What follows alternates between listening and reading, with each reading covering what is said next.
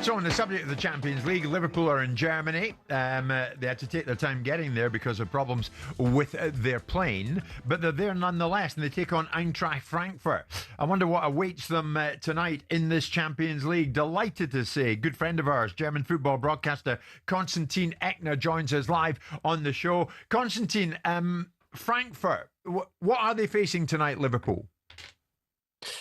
So it's interesting about Frankfurt that in recent games they are either offensively impressive or they concede a number of goals. They actually managed to lead against Gladbach 6-0 and then conceded 4 goals in 20 minutes or so and almost bottled that game, which is kind of fascinating. They're also in the Champions League. I mean, they beat Galatasaray and on the first match day 5-1, and then they lost to Atletico 5-1. So it's a bit of a surprise what you get there. I guess if Liverpool can really show their strength offensively, they should beat Frankfurt.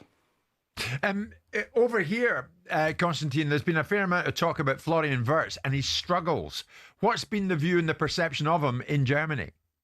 Yeah, kind of the same, because he also didn't really play a great game against Northern Ireland recently in the World Cup qualifiers, which was surprising, especially right now. Jamal Musiala is injured, so Florian Wirtz is the centerpiece of Germany's attacking midfield, but he didn't really play that well. They still beat Northern Ireland, but I mean, you of course take a pretty precise look at Wirtz and his performance, and he wasn't really that great.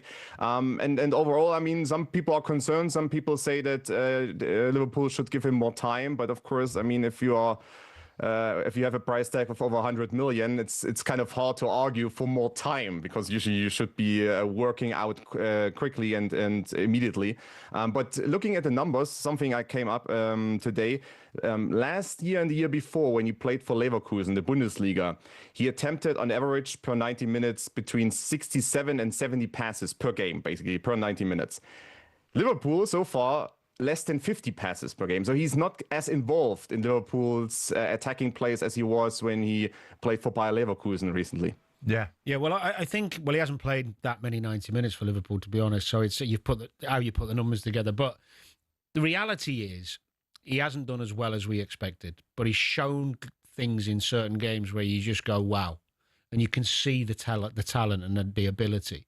I think it's a physical thing with him getting used to our league more than anything else. And I agree we could get him the ball more and should get him the ball more, but the second half against United, when he come on against Chelsea, there's a couple of, even in Galatasaray, he shows these wonderful moments. He's just got this beautiful brain where he sees the pictures. So I've got no qualms about it. So faith.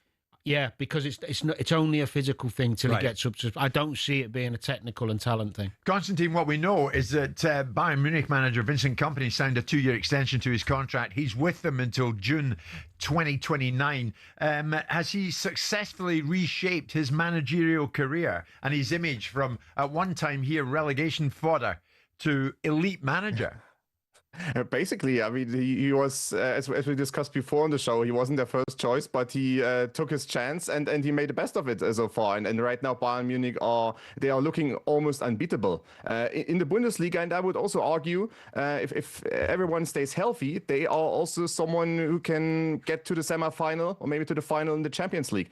And of course, Kompany has great players, and they also signed Luis Diaz during the summer, who has played also beautifully for Bayern. But also Kompany plays his part in Bayern's success because he is a disciple of Pep Guardiola, and you see a lot of Pep Guardiola in Bayern's game right now. Going off on a different tangent, obviously he's Austrian, but he's managed in Germany for a long time. What's the sort of reaction to the success that Oliver Glasner is having in the UK with Crystal Palace? Some are also a bit surprised because Glasner wasn't the most charismatic Bundesliga manager, I would say that. But he had, of course, a great success with Eintracht Frankfurt in the Europa League and won the Europa League, and they beat Barcelona en route of that campaign.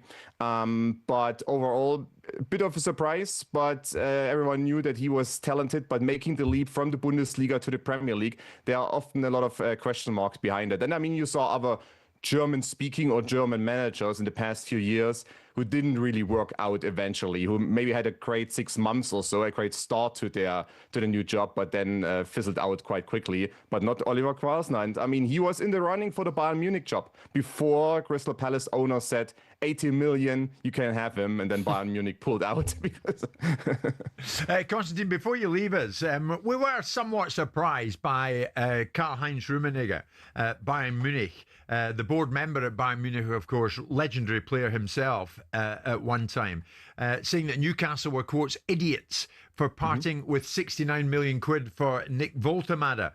Why did he take such a swipe at Newcastle with regard to Woltemade? Can I make a bet that every time Woltemade scores a goal for Newcastle, that Rummenigge quote will come up again?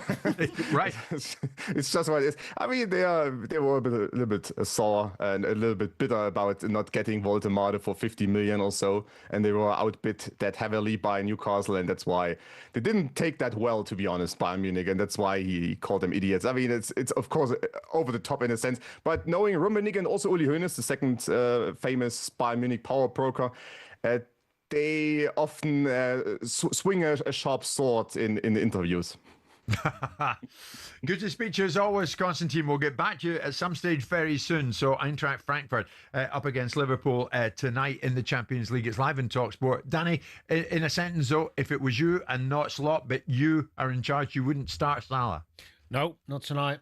I'd stick Chiesa in. He deserved a quarter ago. I'd put Ekatike in to play against his old team. I'd freshen it up in the top end of the pitch for sure. Okay, 11:30 this Wednesday morning.